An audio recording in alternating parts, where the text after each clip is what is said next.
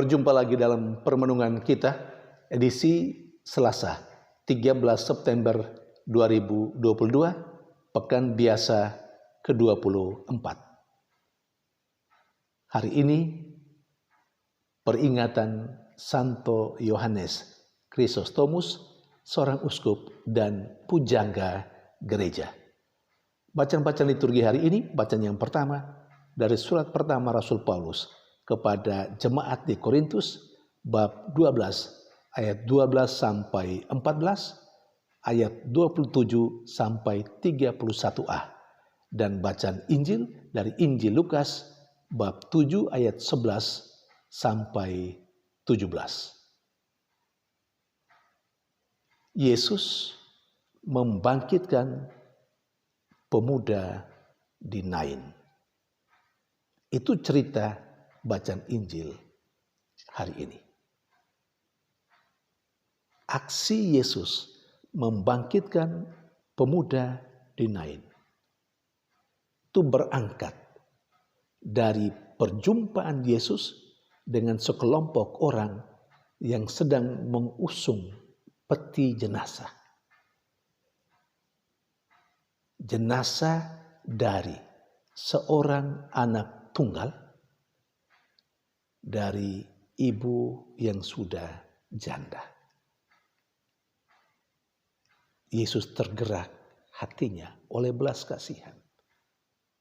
Artinya, Yesus sungguh merasakan penderitaan yang dialami oleh ibu yang janda ini. Dari situ, Yesus tergerak oleh belas kasihan dan membangkitkan anak tunggal ibu janda itu.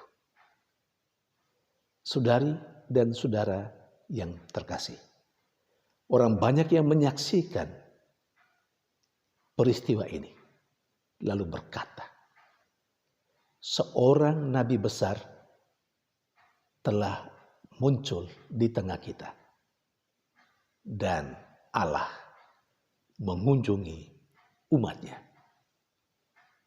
Kata-kata ini harus dipahami bahwa kehadiran Yesus dengan aksi belas kasihnya telah menjadi tanda kehadiran Allah yang menyelamatkan, secara khusus yang telah menyelamatkan pemuda di Nain itu.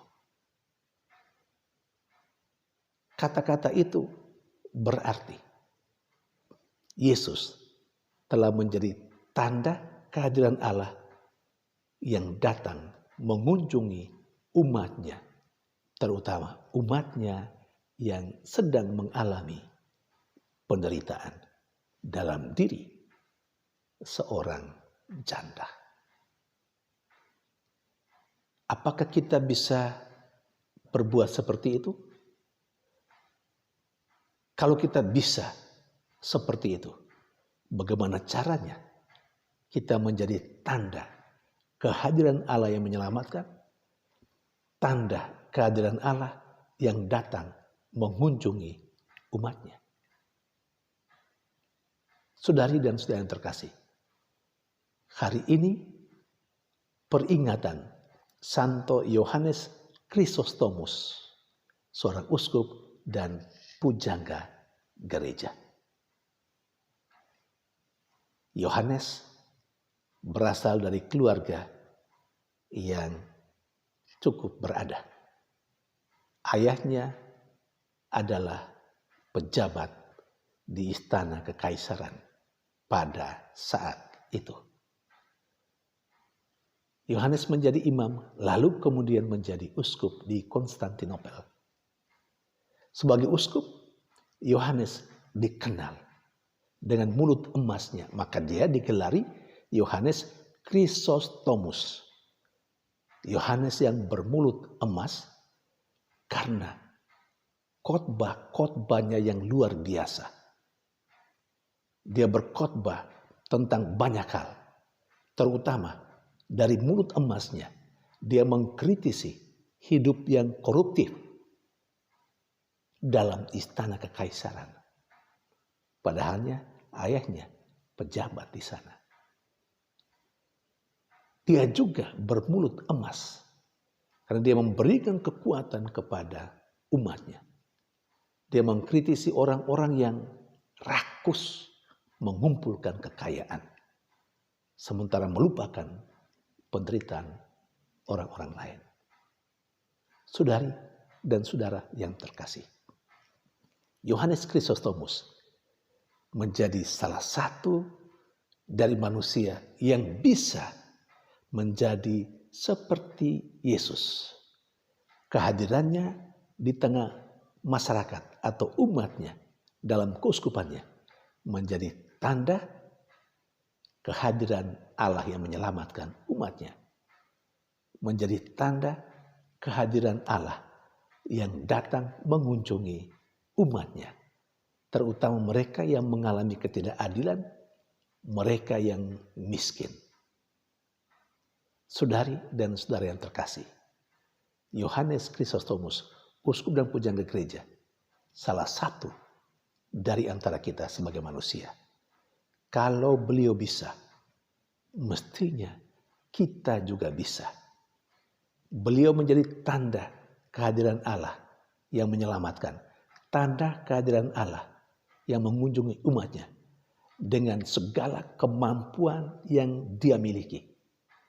Dengan segala anugerah yang dia miliki, dia persembahkan itu untuk kemuliaan Allah dan untuk menyelamatkan umatnya. Seharusnya kita pun bisa, dan kita bisa menjadi tanda kehadiran Allah yang menyelamatkan, kehadiran Allah yang mengunjungi umatnya dengan anugerah-anugerah Allah yang ada pada kita. Apa yang dilakukan oleh Santo Yohanes Krisostomus itu persis seperti yang diungkapkan bacaan pertama hari ini.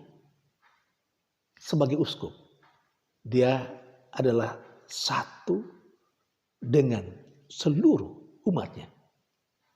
Karena baik sebagai uskup, Santo Yohanes Krisostomus adalah anggota tubuh Kristus. Ketika umatnya menderita, dia juga sesungguhnya mengalami penderitaan itu. Penderitaan umatnya menjadi penderitaan dirinya. Nah, demikian juga kita harus seperti uskup Santo Yohanes Krisostomus itu. Banyak anugerah yang kita miliki, yang Tuhan berikan kepada kita. Maka anugerah-anugerah itu seharusnya kita hayati, kita pergunakan supaya kita sendiri sama persis seperti uskup Santo Yohanes Krisostomus. Lebih lagi seperti Yesus sendiri. Kita harus menjadi tanda kehadiran Allah yang menyelamatkan sesama kita, terutama yang menderita, yang mengalami kesulitan.